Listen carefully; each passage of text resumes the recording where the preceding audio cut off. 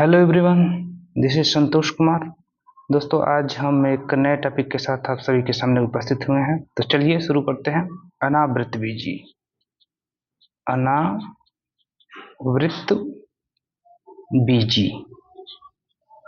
या इंग्लिश में इसी को कहते हैं जिम्नोस्पर्म। जिम्नोस्पर्म्स। अब देखिए, आवृत का मतलब होता है, आवृत माने होता है। पहले इसका शाब्दिक अर्थ समझ लें। आवृत का मतलब होता है, आवृत माने ढका हुआ, ढका हुआ, ढका हुआ। ठीक। अब बीजी माने क्या होता है? बीज। बीजी माने बीज। ठीक। ढका हुआ यानी कवर्ड, और बीजी को सीड, बीज को सीड कहेंगे। ठीक वैसे ही अनावृत का मतलब होता है, अनावृत का मतलब होता है, अनावृत का मतलब होता है जो ढका न हो यानी नग्न हो। नग्न माने नंगा हो, इसको कहेंगे नेकेड। और बीजी का मतलब होता है बीज। ठीक। या सीड्स, सीड्स हो जाएगा। ठीक। तो अनावृत बीजी में जो सीड होता है वो नग्न होता है, यानी वो किसी आवरण से ढका नहीं होता है। ठीक। अब देखिए, जैसे सरसों हो गया, चना हो गया, मटर हो गया, आम हो गया, ये सब के सब क्या हो गए? आवृत बीजी हैं। यानी इनके बीज एक आवरण से ढके होते हैं। जैसे यदि हम आम का उदाहरण लेके चलिए, हम इसको समझ लेते हैं। ये मान लीजिए मैंगो है, ये आम है। आम में ये हो गया गुठली या स्टोन, इसको कहते हैं स्टोन। यही तो सीड है, यही सीड है। ये क्या है? सीड है। ये फ्रूट का क्या हो गया? सीड हो गया। अब ये सीड डायरेक्ट नहीं दिखता, ये जो आवरण होता है, ये जो इतना आवरण है, इतना ये कवरिंग है, इससे ढका होता है, इसलिए ये डायरेक्ट सीड दिखता नहीं। ठीक है। तो ये एक आवरण में बंद है, इसीलिए इसको कहेंगे आवृत बीजी। ठीक। और यदि सीड डायरेक्ट दिखे तब उसको क्या कहेंगे? अनावृत बीजी। अब देखिए, चूंकि सीड का निर्माण बीजांड से होता है। सीड का निर्माण किससे होता है? सीड का निर्माण होता है बीजांड से, बीजांड से। इसको कहते हैं ओव्यूल। ओव्यूल, ओव्यूल ही मैच्योर होकर के, परिपक्व होकर के क्या बनाता है? सीड। यानी पहले बीजांड रहता है और वही परिपक्व जब हो जाता है तो क्या हो जाता है? सीड। तो अनावृत बीजी होते हैं, उनमें बीजांड जो आगे चल के बीज ही बनेगा। ठीक। ये डायरेक्ट दिखाई देता है, यानी वो किसी आवरण से ढका नहीं होता, तभी तो डायरेक्ट दिख जाता है। इसलिए इस वर्ग के पौधों को हम कहते हैं अनावृत बीजी। अब इंग्लिश जो टर्म है, इंग्लिश जो शब्द है, उसका हम अर्थ समझें तो देखिए, ये दो ग्रीक शब्दों से मिलके बना है, दो ग्रीक शब्दों से मिलके बना है। पहला जिम्नोज, जिम्नोज, और दूसरा स्पर्मा। तो जिम्नोज का मतलब होता है नेकेड, नेकेड, और स्पर्मा का मतलब होता है, स्पर्मा का मतलब होता है सीड। यानी ये इनका सीड या बीजांड, या उसी को इंग्लिश में कहें ओव्यूल, किसी आवरण से ढका नहीं होता है, इसलिए इसको अनावृत बीजी हम कहते हैं। ठीक है, ये इतनी बात हुई। अब जो अनावृत बीजी हैं, इनका उद्भव कब हुआ? ये पृथ्वी पे ये इनकी उत्पत्ति कब हुई? तो एक काल बताया जाता है मीजोजोइक या मीसोजोइक एरा में, मीसोजोइक महाकल्प में इनका उद्भव हुआ था। ठीक है, मीसोजोइक एरा में जो अनावृतबीजी होते हैं उनका उद्भव हुआ था। ठीक, अब चलिए मीसोजोइक एरा में अनावृतबीजियों का उद्भव हुआ था। अब आगे हम अनावृतबीजी के क्या क्या कैरेक्टर होते हैं उसको हम देख लेते हैं। तो general characters, general characters of gymnosperm.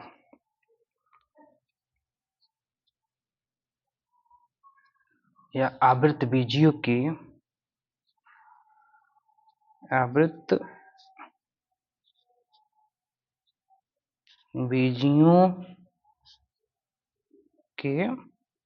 सामान्य लक्षण। आवृतबीजियों के सामान्य लक्षण क्या क्या विशेषताएं होती हैं वो देख लिया जाए।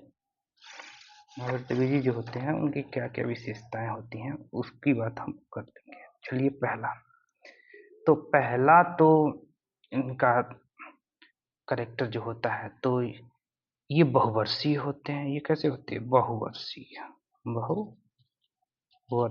होते हैं। पहला कैरेक्टर में ये बहुवर्षीय होते हैं। बहुवर्षीय को अंग्रेजी में क्या कहते हैं? पेरेनियल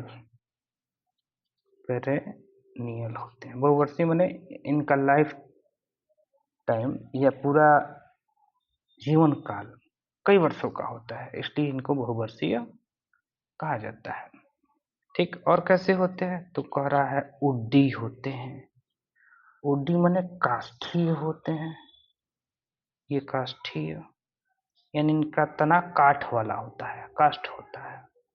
ठीक है, ये प्लांट जो होते हैं या आवृतबीजी वर्ग के जो पौधे होते हैं वो सदाहरित होते हैं या सदाबहार होते हैं, यानी हमेशा हरे भरे रहते हैं। एवरग्रीन होते हैं, एवरग्रीन होते हैं। ठीक, अब एक और कैरेक्टर है, ये वृक्ष के रूप में पाए जाते हैं। ये किस रूप में होते हैं? वृक्ष के रूप में होते हैं, ट्री के रूप में होते हैं। ट्री, कभी कभी झाड़ी के रूप में भी इनको देखा जाता है, कभी कभी झाड़ियों के रूप में भी, श्रब के रूप में भी देखा जाता है, श्रब के रूप में भी। ठीक है, लेकिन शाक के रूप में, शाक या हर्ब के रूप में ये बहुत रेयर होते हैं। ठीक है, और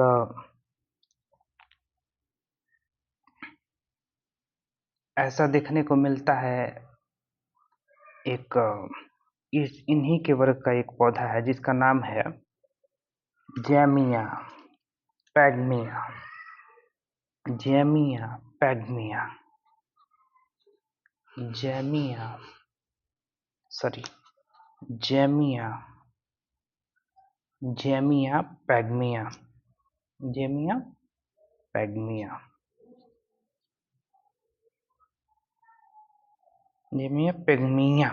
पेग्माइया लिखते हैं, जेमिया पेग्माइया, और पढ़ते हैं पेग्मिया।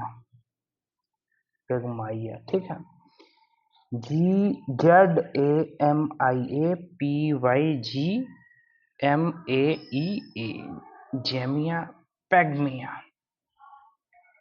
अब देखिए एक और इम्पोर्टेंट पॉइंट यहीं पे हम बता देते हैं आपको। ये जेमिया पैग्मिया जो है ये स्मॉलेस्ट जिम्नोस्पर्म है, स्मॉलेस्ट जिम्नोस्पर्म है, सबसे छोटा ये अनावृतबीजी है, सबसे छोटा अनावृतबीजी है। देखिए यहाँ गलती से लिख दिए आवृतबीजी, लेकिन ये अनावृतबीजी है। यहाँ पे क्या लिखा जाएगा? अनावृतबीजी। बना लीजिएगा, अनावृतबीजी है। ये सबसे छोटा अनावृतबीजी है, सबसे स्मॉलेस्ट। ठीक। और सबसे टॉलेस्ट क्या है? तो सिकोया सेम्परवाइडेंस। सिकोया सेम्परवाइडेंस सबसे टॉलेस्ट जिम्नोस्पर्म होता है। ठीक है, सिकोया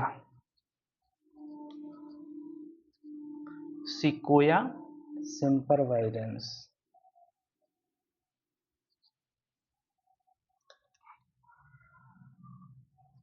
वाइडेंस ये सबसे टॉलेस्ट जिम्नोस्पर्म है, टॉलेस्ट सबसे। अच्छा, इसकी लकड़ी जो होती है ये टॉलेस्ट जिम्नोस्पर्म है, लिख देते हैं यहाँ टॉलेस्ट जिम्नोस्पर्म। यह सबसे लंबा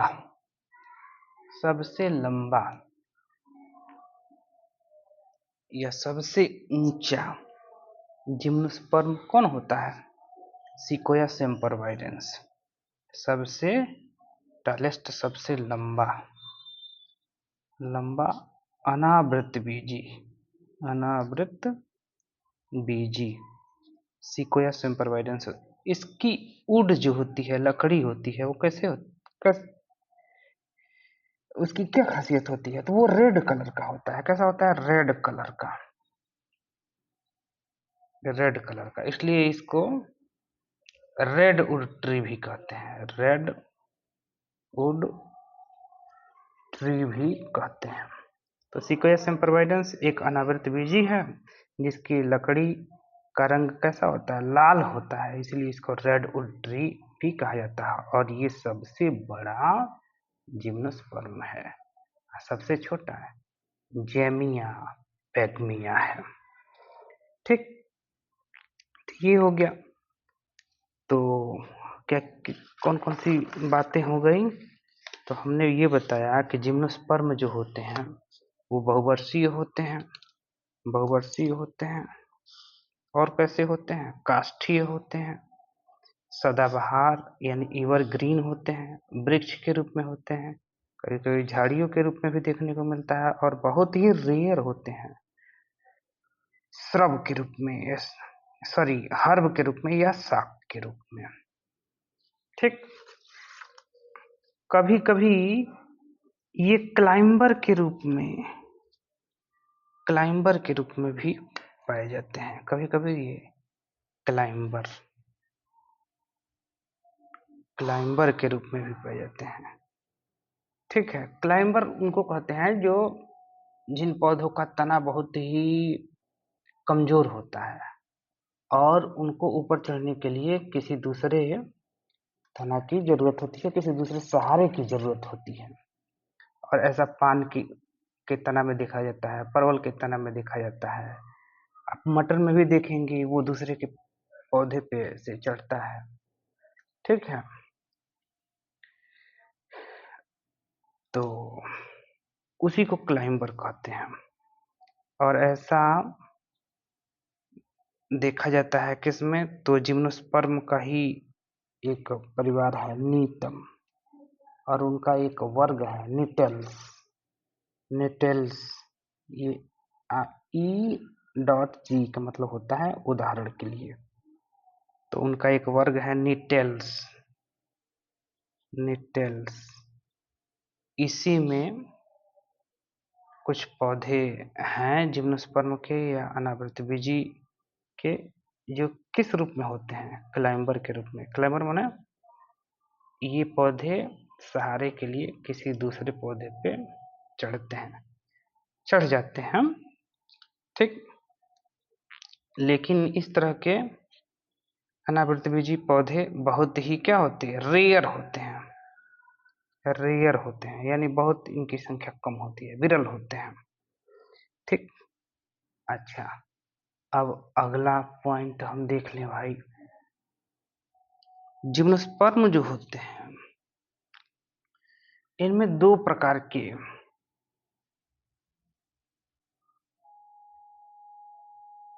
जिम्नोस्पर्म को देखा जाता है। जिम्नोस्पर्म में दो प्रकार के जिम्नोस्पर्म को देखा जाता है। ठीक है, दो प्रकार के पौधे जिम्नोस्पर्म के देखे जाते हैं। पहला क्या हो जाएगा, शंकुधारी।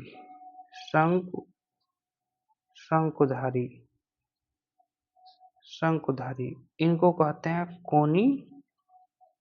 कोनीफर्स। कोनीफर्स। और दूसरा साइकेड्स। और दूसरा क्या हो जाएगा, साइकेड्स। साइकेड्स।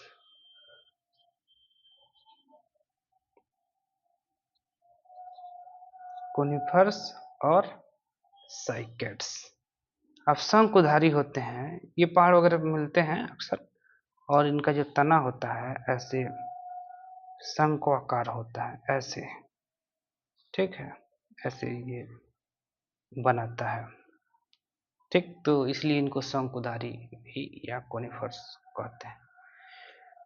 ठीक, इनका जो तना होता है, इनका तना जो होता है वो शाखित होता है। कैसा होता है, शाखित। शाखित माने शाखाओं में बटा होता है, ब्रांच्ड होता है। ब्रांच्ड होता है। ठीक, पत्तियां छोटी छोटी होती हैं। ठीक, तो शाखाएं इनमें होती हैं और इनका पौधा कैसा होता है, बहुत सारी शाखाओं में बटा होता है और एक शंकु के जैसा, यहाँ पे हम चित्र बनाए हैं, शंकु के जैसा ये संरचना को धारण कर लेता है। ठीक है, पत्तियां इनमें छोटी छोटी होती हैं और शाखाएं बहुत सारी पाई जाती हैं, तना शाखित होता है। साइकेड्स में क्या होता है, तो ये तने अशाखित होते हैं, अशाखित होते हैं, अनब्रांच्ड होते हैं, अनब्रांच्ड होते हैं। अशाखित होंगे या कम शाखित होंगे, अशाखित होंगे या कम शाखित होते हैं। इनकी पत्तियां बड़ी बड़ी होती हैं, अशाखित होंगे या कम शाखित होंगे, कम शाखित होंगे। इनकी पत्तियां बड़ी बड़ी होती हैं, यहाँ लिख देते हैं पत्तियां बड़ी, पत्तियां बड़ी होती हैं, इनकी पत्तियां छोटी होती हैं। ठीक है, आप देखिए इनमें पत्तियां भी दो तरह की पाई जाती हैं, वो भी थोड़ा देख लिया जाए। पत्तियां भी जिम्नोस्पर्म में दो तरह की होती हैं, दो तरह की पत्तियां आगे लिख लीजिएगा। पत्तियां दो प्रकार की पाई जाती हैं, दो प्रकार की पत्तियां होती हैं।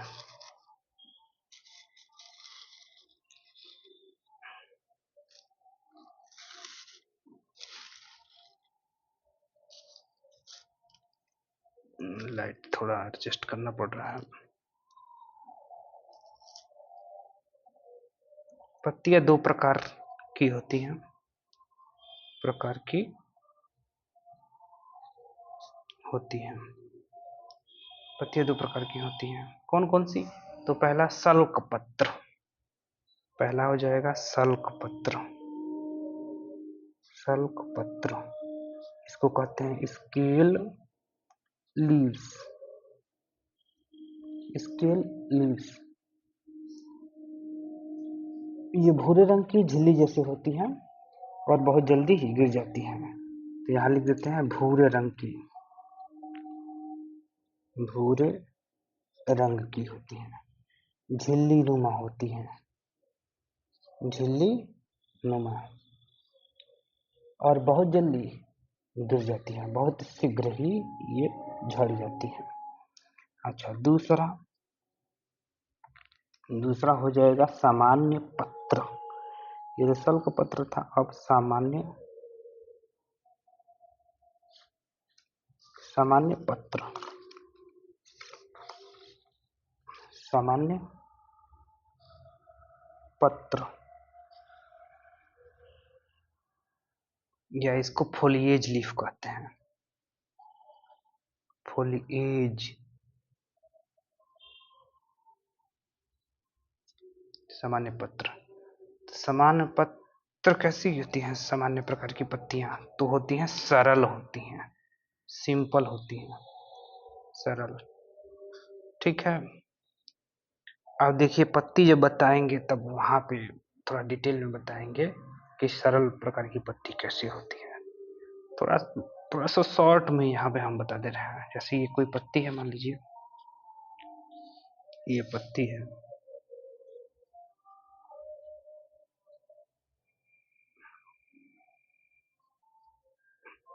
ठीक। तो ये इस तरह की पत्ती जो होगी, जैसे आम की पत्ती, कटहल की पत्ती, जामुन की पत्ती, ये सब सरल पत्ती है। एक ही होगा ऐसे, और जब उसमें कई होगा, जैसे गुलाब में देख लीजिए, एक यहाँ पत्ती लग गई, एक यहाँ लग गई, और एक यहाँ, ठीक है ना। या आंवले की पत्ती देख लीजिए, आंवला में लगता है ऐसे छोटा छोटा छोटा छोटा छोटा छोटा छोटा छोटा, ऐसे लगता, ठीक। तो ये इसमें कई छोटी छोटी, ये ओरिजिनली तो ये एक एक ही पत्ती होता है, लेकिन उस पत्ती में भी फिर छोटी छोटी पत्तियां बन जाती हैं। इनको पिच्छक कहते हैं, ठीक। पिच्छाकार संयुक्त या पिन्नेटली कंपाउंड लीफ कहते हैं। इस तरह की पत्ती को संयुक्त पत्ती, संयुक्त या पिच्छाकार संयुक्त कहते हैं, या क्या कहते हैं, पिच्छाकार,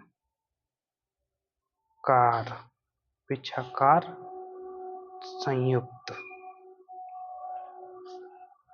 इसको इंग्लिश में पिनेटली कंपाउंड, पिच्छाकार संयुक्त या पिनेटली,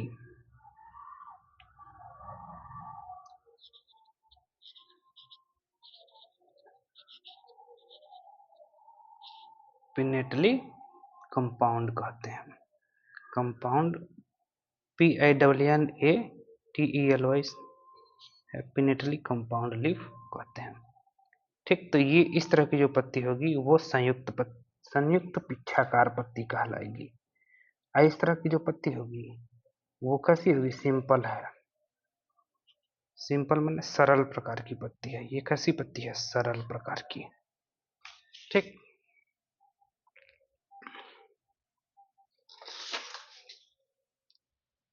तो ये पत्ती की बात हो गई।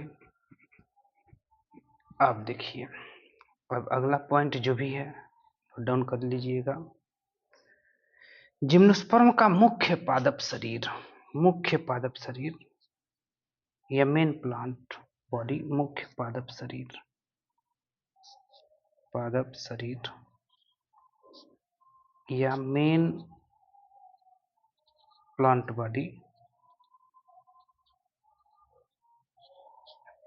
क्या होता है, तो बीजाणुद्भिद होता है, बीजाणुद्भिद होता है। इसको स्पोरोफाइट कहते हैं, स्पोरोफाइट कहते हैं, ठीक।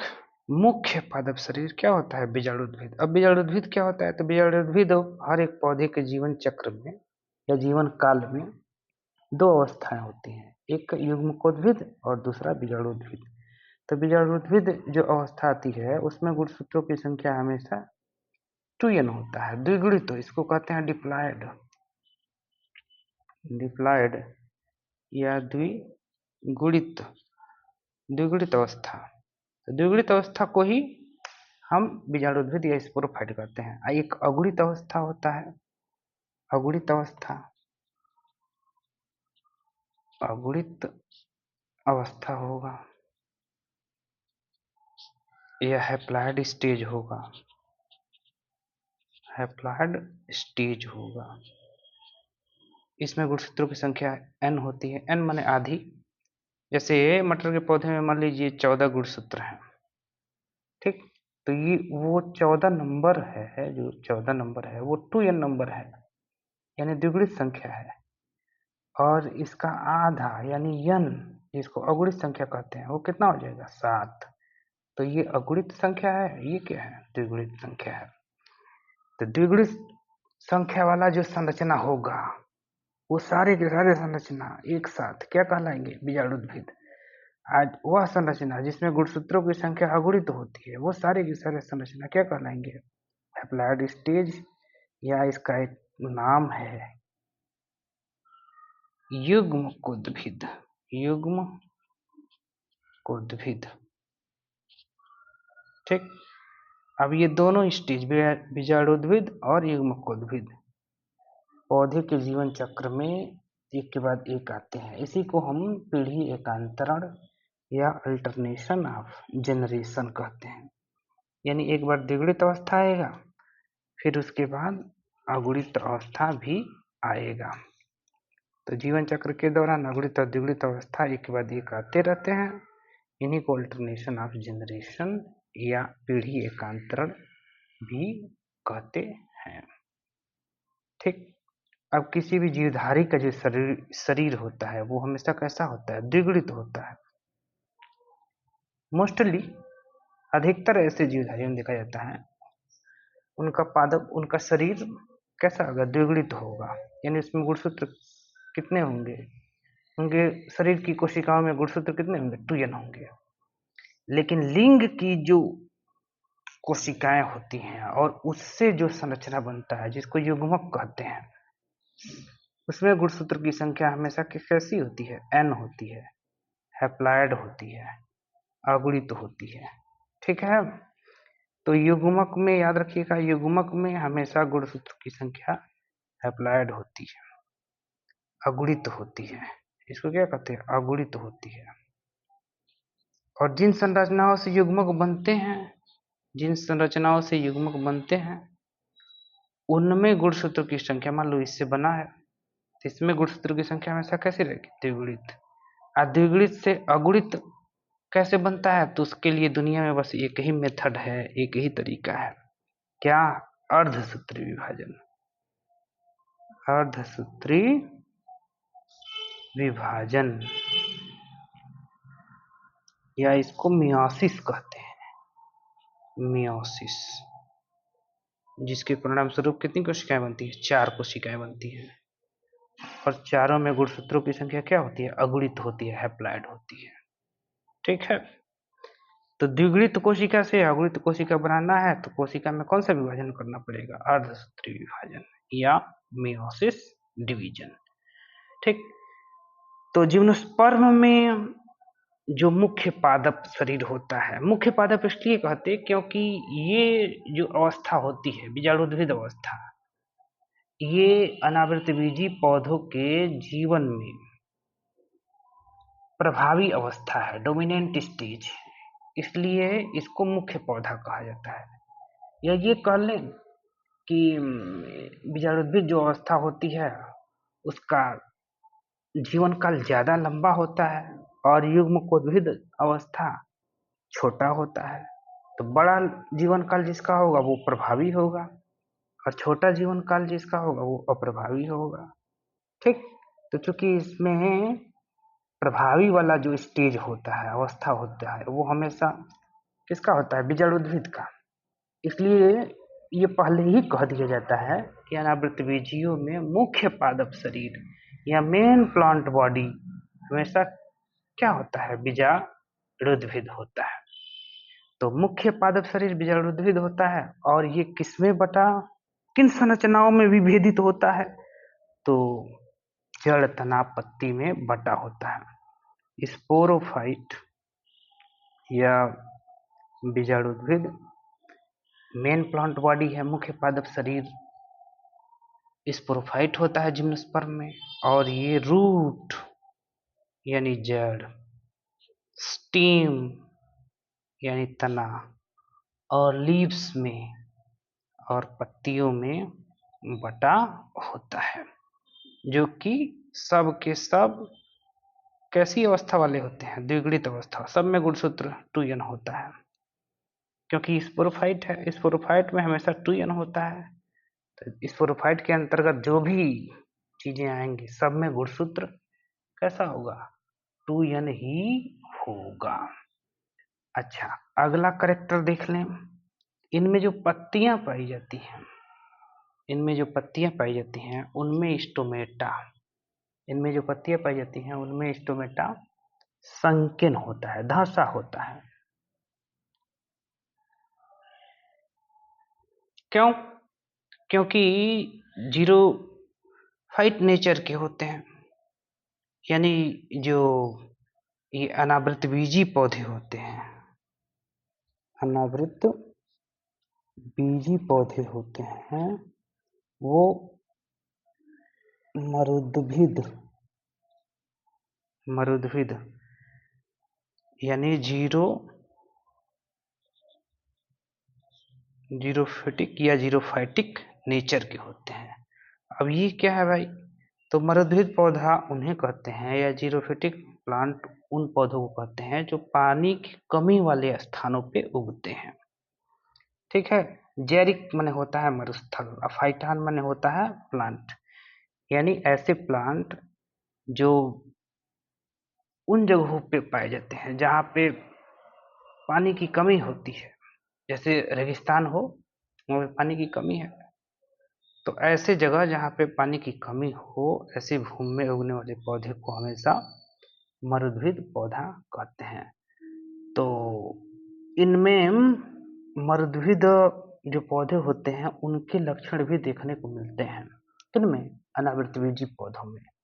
तो क्या लक्षण है भाई, तो एक लक्षण तो यही दिखता है कि इनकी जो पत्तियां होती हैं उनमें स्टोमेटा, स्टोमेटा रंध्र कहलाते हैं। पत्तियों में, पत्तियों में रंध्र, हिंदी में रंध्र, इंग्लिश में स्टोमेटा। ये कैसे होते हैं, तो धंसे होते हैं, धंसे हुए, धंसे हुए, इसको कहते हैं संकेन, संकेन स्टोमेटा। स्टोमेटा कैसा होता है, संकेन होता है, धंसा हुआ। अब इससे क्या फायदा है भाई, तो देख लीजिए, एक बात बता दें, स्टोमेटा या रंध्र जो होते हैं वो होते क्यों हैं, तो देखिए, गैसीय एक्सचेंज या गैसों के विनिमय के लिए होते हैं, गैसों के आदान प्रदान के लिए होते हैं। यानी इन्हीं रंध्रों के माध्यम से पौधा ऑक्सीजन ग्रहण करता है, कार्बन डाइऑक्साइड का परित्याग करता है। ठीक है, कार्बन डाइऑक्साइड का परित्याग करता है। ये कब होता है, ये रात में होता है, और दिन में क्या होता है, कार्बन डाइऑक्साइड लेते हैं और ऑक्सीजन अवमुक्त करते हैं, निकालते हैं, यानी गैसों का आदान प्रदान करते हैं। ये किसके माध्यम से संभव हो पाता है, तो रंध्रों के माध्यम से, स्टोमेटा जो पत्तियों में पाए जाते हैं। ठीक, तो रंध्र यदि पत्तियों पे धंसे नहीं रहेंगे तो उससे होगा क्या, गैसों का आदान प्रदान तो रंध्र करते ही हैं, एक और काम करते हैं, वो क्या है, तो उसको कहते हैं वाष्पोत्सर्जन, वाष्पोत्सर्जन, या इंग्लिश में कहते हैं इसको ट्रांसपीरेशन।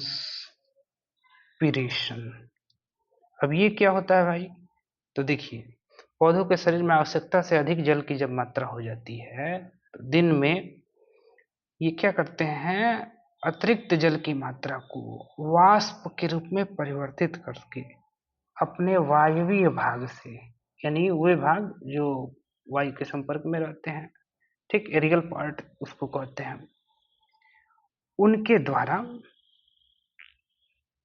ये क्या कर देते हैं, वाष्प बना करके जल की अतिरिक्त मात्रा को उड़ा देते हैं।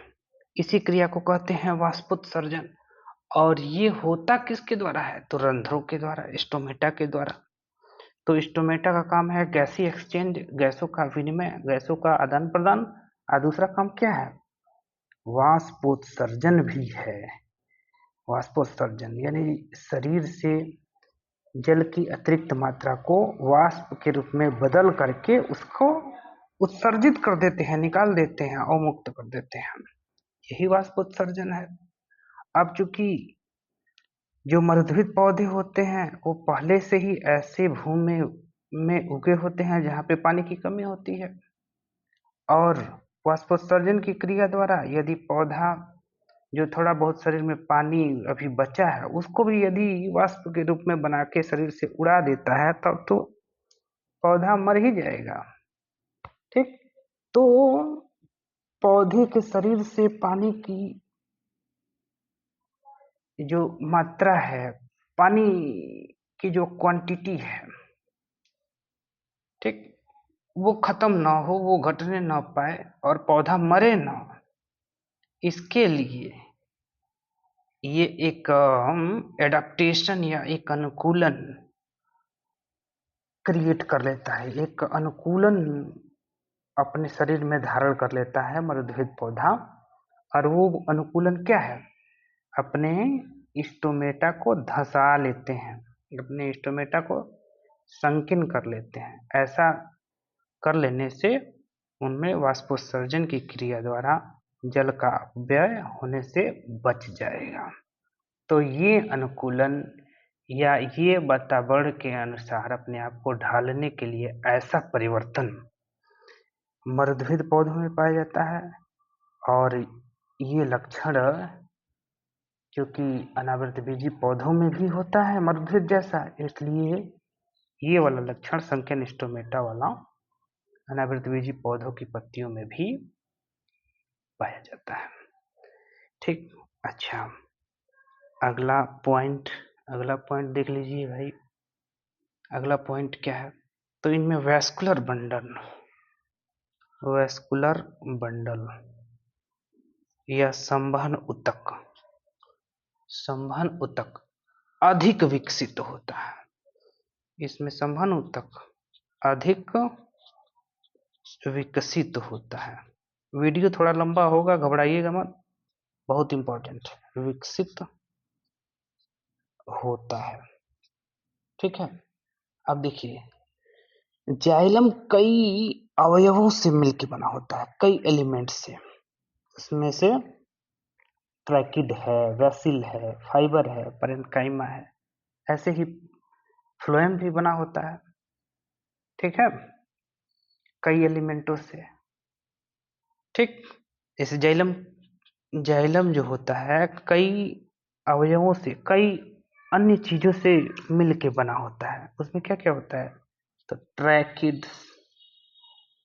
ट्रैकिड्स, वैसिल्स, फाइबर और पैरेन्काइमा।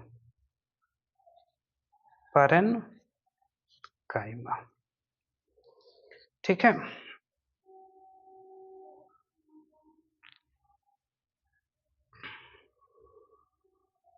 अब यानी जाइलम में क्या क्या चीजें होती हैं? तो जाइलम ट्रैकिड होता है, जाइलम वैसिल होता है, जाइलम फाइबर होता है, जाइलम पैरेन्काइमा होता है।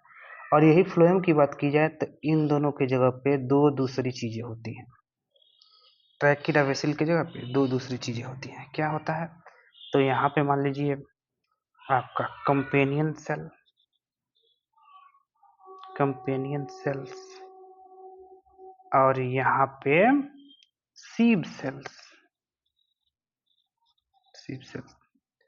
ठीक। फ्लोएम में क्या क्या होगा? Phloem companion cell, phloem sieve cell, phloem fibre, phloem parenchyma, इतनी चीजें होती हैं। जाइलम क्या क्या होता है? Xylem tracheid, xylem vessel, xylem fibre, xylem parenchyma. ठीक। इतनी चीजें जाइलम के ये चार एलिमेंट होते हैं। जाइलम में ये चार चीजें होती हैं। अब फ्लोएम में कंपेनियन होता है, सीव होता है, फाइबर होता है, पैरेन्काइमा होता है। ठीक। लेकिन जिम्नोस्पर्म के संबंध में जाइलम में वाहिकाएं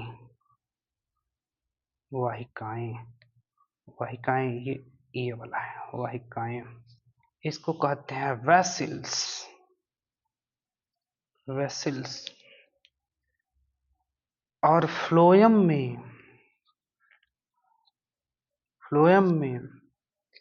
में ये कंपेनियन सेल,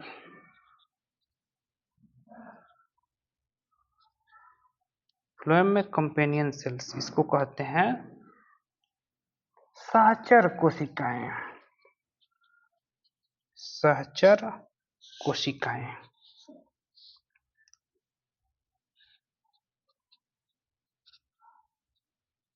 सहचर कोशिकाएं ये नहीं पाई जाती हैं, ये दोनों नहीं पाई जाती हैं, ये दोनों नहीं होता है। किसमें? तो अनावृतबीजी में जाइलम में वेसिल नहीं होता है, जाइलम में ये वेसिल नहीं होता है, और फ्लोएम में कंपेनियन सेल अनुपस्थित होता है। ठीक, लेकिन इसका अपवाद है, अपवाद हर चीज का होता है, अपवाद है, एक्सेप्शन है, एक्सेप्शन है, इसका एक अपवाद है। क्या?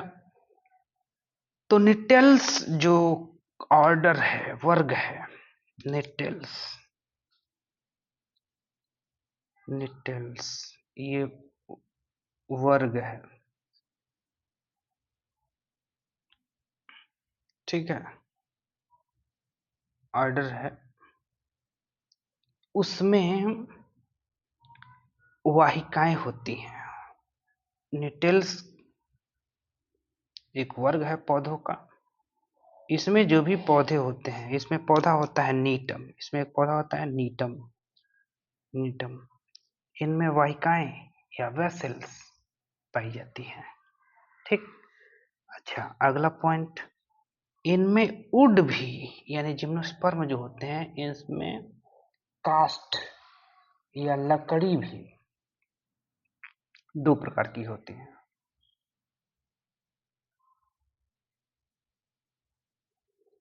ठीक है,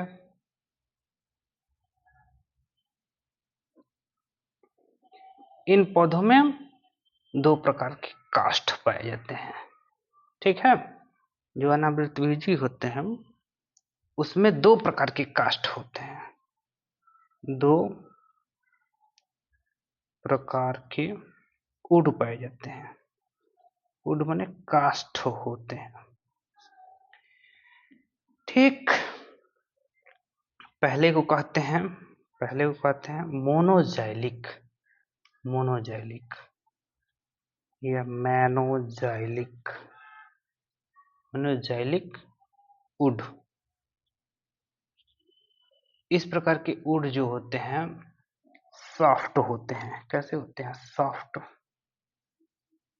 सॉफ्ट होते हैं एंड लूज होते हैं।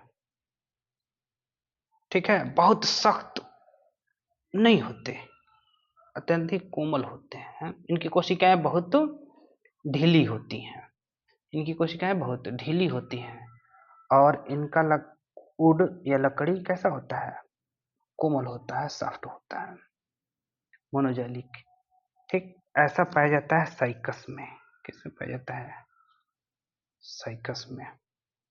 ठीक, और दूसरे टाइप का जो उड होता है ये पिक्नोजाइलिक है, पिक्नोजाइलिक उड, पिक्नोजाइलिक वुड। पिक्नोजाइलिक वुड में जो वुड होता है अत्यंत ही कॉम्पैक्ट होता है, बहुत उसकी कोशिकाएं एक दूसरे से कस कस के बंधी होती हैं, कॉम्पैक्ट होती हैं, कॉम्पैक्ट होती हैं। तो जब कॉम्पैक्ट होंगी तो लकड़ी क्या हो जाएगा? बहुत ही कठोर हो जाएगा, कॉम्पैक्ट एंड हार्ड।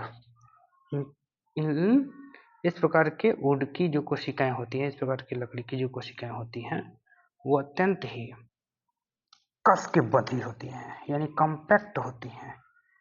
और जब कॉम्पैक्ट होगा तो ये लकड़ी कैसा हो जाएगा? हार्ड हो जाएगा। और इस तरह का वुड हमेशा पाया जाता है पाइनस में। पाइनस चीड़ को भी कहते हैं। पाइनस किसको कहते हैं? चीड़ को, हिंदी में चीड़ कहते हैं, ये पाइनस। ठीक, अब इनमें चूंकि वेसिल्स नहीं होते हैं, जो जिम्नोस्पर्म होती हैं उनमें वेसिल्स क्या होती है, एब्सेंट होता है। तो ऐसा वुड कहलाता है नॉन पोरस। Non porous. अब देखिए ये बहुत इंपॉर्टेंट है, ऐसा वुड जिसमें वेसिल एब्सेंट हो तो ऐसे वुड को क्या कहेंगे, नॉन पोरस। और ऐसा वुड किसमें मिलता है, अनावृतबीजी पौधों में। तो लिख लो जैसे, जैसे साइकस में, साइकस में। ठीक। अब अगला पॉइंट देख लीजिए, जो अनावृतबीजी पौधे होते हैं उनमें द्वितीयक वृद्धि होती है। द्वितीयक वृद्धि, इसको कहते हैं सेकेंडरी ग्रोथ, ये होता है।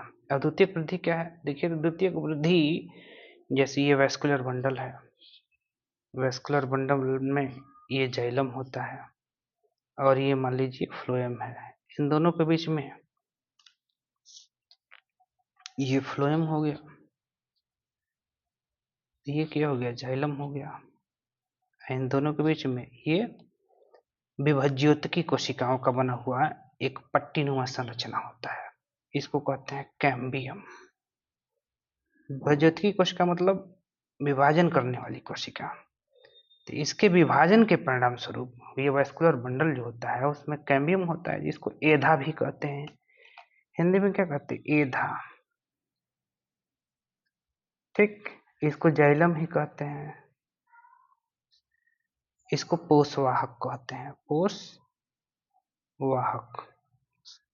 तो ये जो एधा होता है विभज्योतिकी कोशिकाओं का बना होता है। एधा किसका बना होता है, विभज्योतिकी कोशिकाओं का।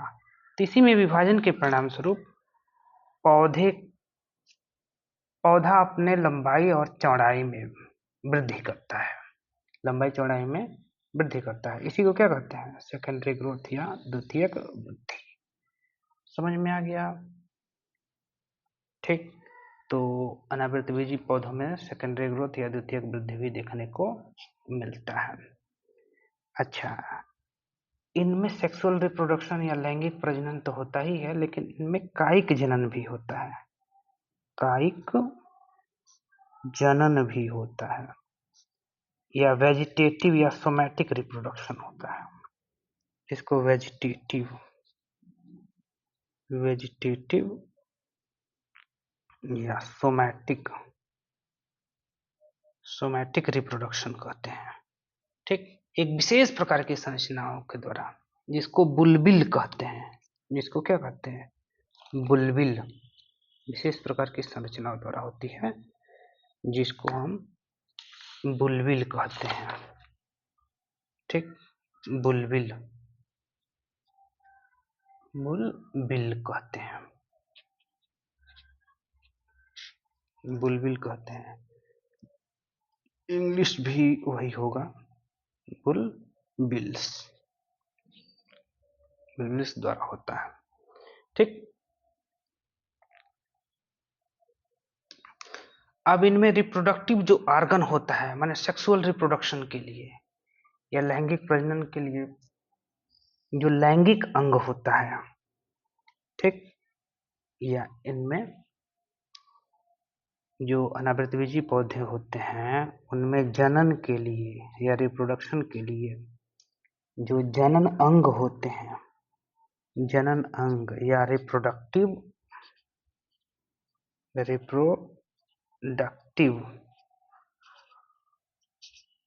ऑर्गन्स जो होते हैं उनको कहते हैं शंकु। इनको क्या कहते हैं, शंकु या कोन कहते हैं, या एक और नाम है स्ट्रोबिलस, स्ट्रोबिलस। अब हिंदी में भी स्ट्रोबिलस ही कहते हैं, इसको स्ट्रोबिलस कहते हैं। ठीक है।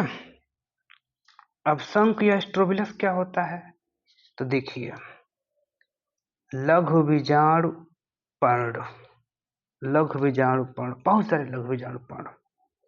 ये मान लो जैसे अनानास देखे हो ना, तो अनानास में उसी तरह से लगभग इसमें भी होता है, तो वो तो काफी कॉम्पैक्ट होते हैं, काफी एकदम कस कस के उसमें वो जितने छोटे छोटे पार्ट टाइप का दिखता है वो बंधे होते हैं।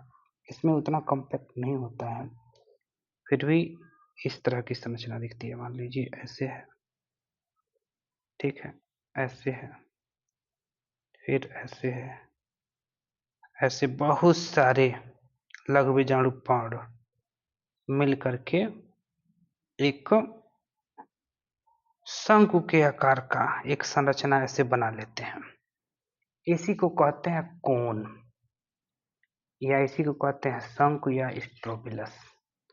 ठीक है, इसी को क्या कहते हैं, शंकु या स्ट्रोबिलस, जिसमें बहुत सारे, अब ये जितने अलग अलग हैं ये सब के सब क्या है, तो लघु बीजाणु पर्ण है। लघु बीजाणु पर्ण है, ये लघु बीजाणु लघु बीजाणु पर्ण है, पर्ण, या इनको कहते हैं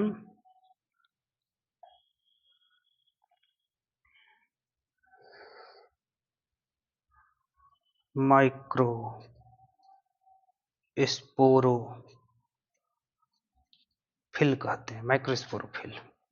अब लघु बीजाणु पर्ण है, इस पे क्या होंगे, लघु बीजाणु होंगे। लघु बीजाणु ही स्पर्म कहलाते हैं। लघु बीजाणु पर्ण से क्या बनेंगे, लघु बीजाणु। ठीक है, लघु बीजाणु पर्ण पे लघु बीजाणु धानियां होंगी, लघु बीजाणु धानियां में लघु बीजाणु बनेंगे या माइक्रोस्पोर बनेंगे, जो नर युग्मक कहलाता है। ठीक है, तो चलिए अब थोड़ा सा बचा है, अभी आप धैर्य बनाए रखिएगा, जल्दी ही इसको हम खत्म कर दे रहे हैं। ठीक, तो पौधों में जनन अंग रिप्रोडक्टिव ऑर्गन कोन या स्ट्रोबिलस, शंकु या स्ट्रोबिलस कहलाता है। अब जो नर पौधा होता है उसमें नर शंकु या मेल स्ट्रोबिलस स्ट्रोबिलस या मेल कोन होता है, मेल कोन होता है, नर शंकु होता है। नर वाला जो पौधा है उसमें उसका जनन अंग क्या कहलाता है, मेल स्ट्रोबिलस या मेल कोन या नर शंकु कहलाता है। अब नर शंकु किससे बना होता है, तो बहुत सारे लघु बीजाणु पर्ण से बना होता है। लघु बीजाणु पर्ण या माइक्रो स्पोरोफिल से बना होता है। इन लघु बीजाणु पर्ण पे क्या होते हैं, तो लघु बीजाणु धानी होती है। लघु बीजाणु धानी होती है या माइक्रो स्पोरेंजिया होता है। इस लघु बीजाणु धानियों में क्या बनते हैं, लघु बीजाणु बनते हैं, लघु बीजाणु, या इन्हीं को कहते हैं माइक्रो स्पोर्स। इनका एक और प्यारा सा नाम है, क्या, तो पॉलन ग्रेन्स या पराग कण। ये अगुणित संरचना है। ये कैसी संरचना होती है, अगुणित। ठीक है, यानी इनका निर्माण हमेशा द्विगुणित कोशिका से होता है, अर्धसूत्री विभाजन द्वारा, तभी अगुणित बनेगा। ठीक है, ये लघु बीजाणु या माइक्रोस्पोर या पॉलन ग्रेन्स अगुणित संरचना होता है। ठीक है, यानी लघु बीजाणु धानी की जो कोशिकाएं होती हैं द्विगुणित होती हैं, उसमें अर्धसूत्री विभाजन होता है। इसके परिणाम स्वरूप 4 लघु बीजाणु बनते हैं। 4 क्या बनते हैं, माइक्रोस्पोर बनते हैं या पॉलन ग्रेन होते हैं। ठीक है, अब ये तो हो गया नर शंकु के विषय में बात। अब देखिए जब फर्टिलाइजेशन या निषेचन की क्रिया होगी तो इसमें भी इसके पॉलन ग्रेन से भी पॉलन ट्यूब बनेंगे। पॉलन ट्यूब या परागनली बनता है, ठीक है। अब उसमें फिर क्या होगा, नर युग्मक जो आगे जाकर के निषेचन की क्रिया संपादित करेगा। अब जिस तरह से नर ये शंकु होता है या मेल कोन होता है, वैसे ही फीमेल कोन भी होता है। फीमेल कोन वैसे साइकस में नहीं होता है, ये फीमेल कोन साइकस में एब्सेंट होता है, एब्सेंट होता है, ठीक है। साइकस जो प्लांट होता है उसमें फीमेल कोन नहीं मिलता है, ठीक है। गुरु बीजाणु पर्ण, अब जैसे ये लघु बीजाणु पर्ण था या माइक्रोस्पोरोफिल, वैसे ही फीमेल सेक्स ऑर्गन या नर जनन अंग, मादा जनन अंग के रूप में होता है क्या, गुरु बीजाणु पर्ण। इसको बोलते हैं मेगा स्पोरोफिल कहते हैं, मेगा स्पोरोफिल। लघु बीजाणु पर्ण होता है, इस पे गुरु बीजाणु पर्ण होता है, सॉरी गुरु बीजाणु पर्ण पे क्या बनता है, तो गुरु बीजाणु धानी, गुरु बीजाणु धानी बनता है या मेगा स्पोरेंजियम बनता है। मेगा स्पोरेंजियम की कोशिकाएं द्विगुणित होती हैं, उसमें आद्यशस्त्र विभाजन होता है, जिसके परिणाम स्वरूप 4 कोशिकाएं बनती हैं। 4 कोशिकाओं में से 3 कोशिकाएं डिजनरेट हो जाती हैं, यानी नष्ट हो जाती हैं, और एक ही कोशिका बस बचता है और उसको कहते हैं गुरु बीजाणु। उसको क्या बोलते हैं, गुरु बीजाणु या मेगा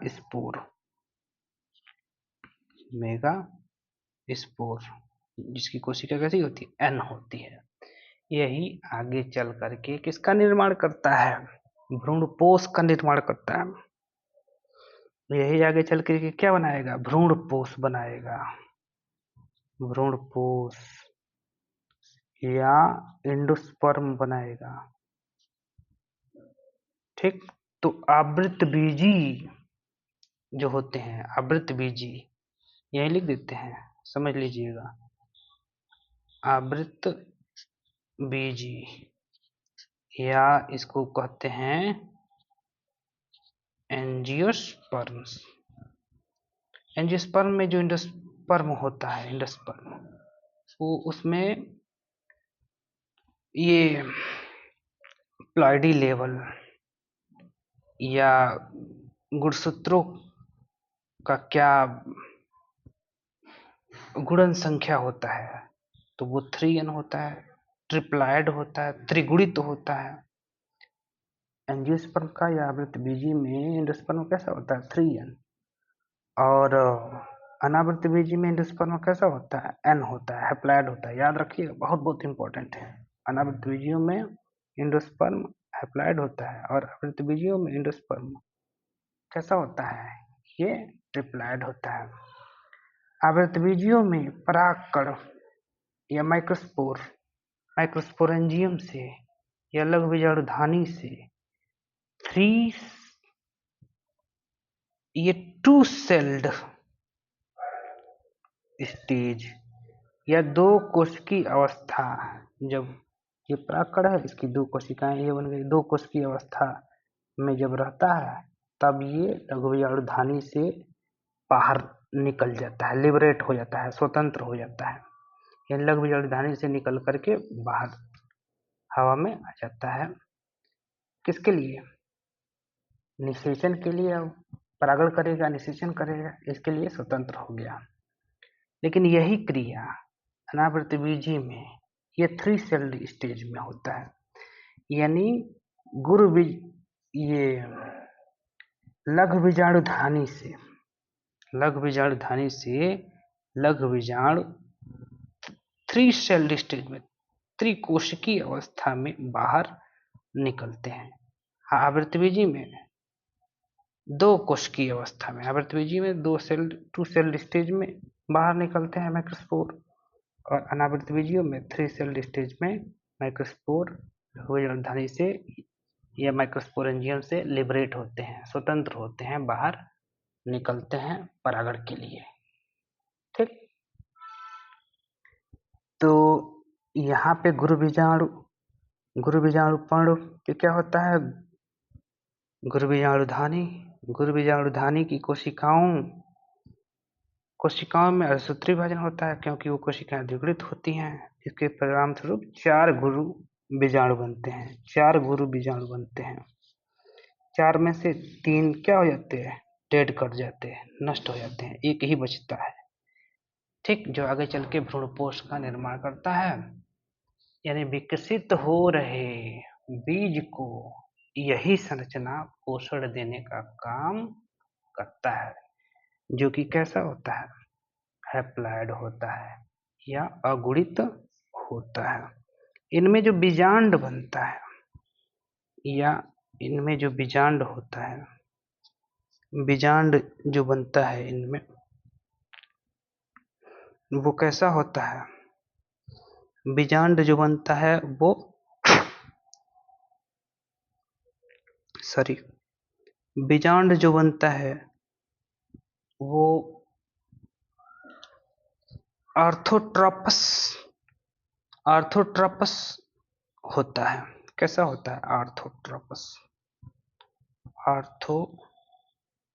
ट्रॉपस।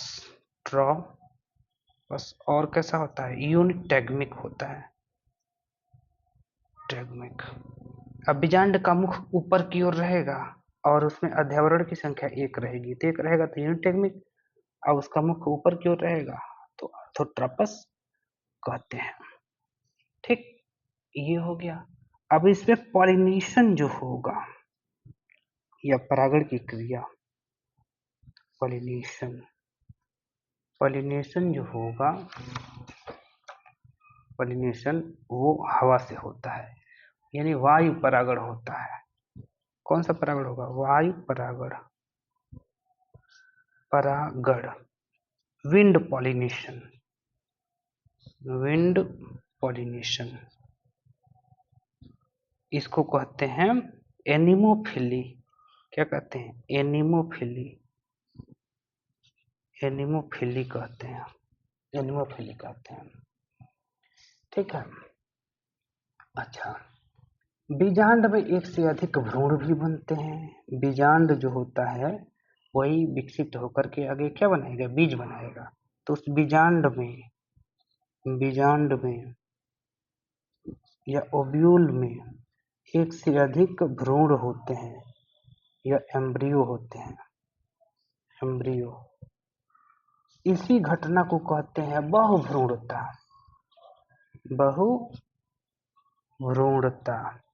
या पॉली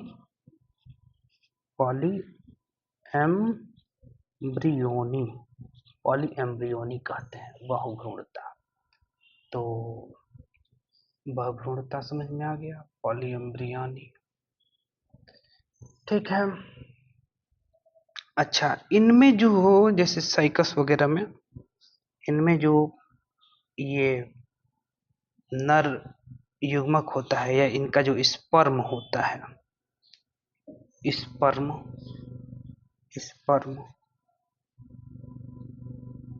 ये सिलिएटेड होता है और टॉप से लट्टू के समान, और इसमें कसाभ लगे होते हैं। ठीक है, लट्टू के समान और कसाभ लगे होते हैं। ठीक, लट्टू के समान होते हैं, टॉप सेप्ट और सिलिएटेड होते हैं। ठीक है। इनके जीवन चक्र में ये स्पर्म जो होता है वो कैसा होता है? टॉप सेप्ड और सिलिएटेड। ये साइकस में मिलता है।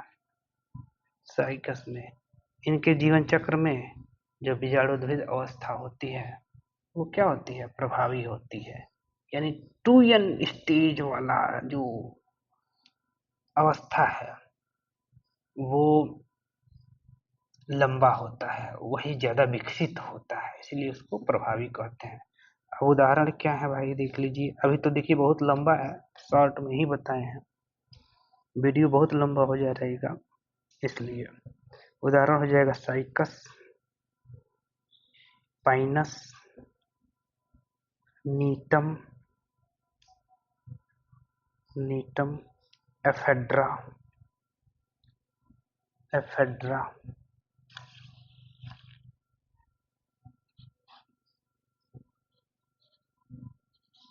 एक्सेट्रा लिख लीजिए, और भी बहुत सारे हैं। बस अभी के लिए इतना ही। तो दोस्तों, आज का क्लास आपको कैसा लगा कमेंट करके हमें जरूर बताइए, और हाँ, शेयर करना बिल्कुल न भूलिए।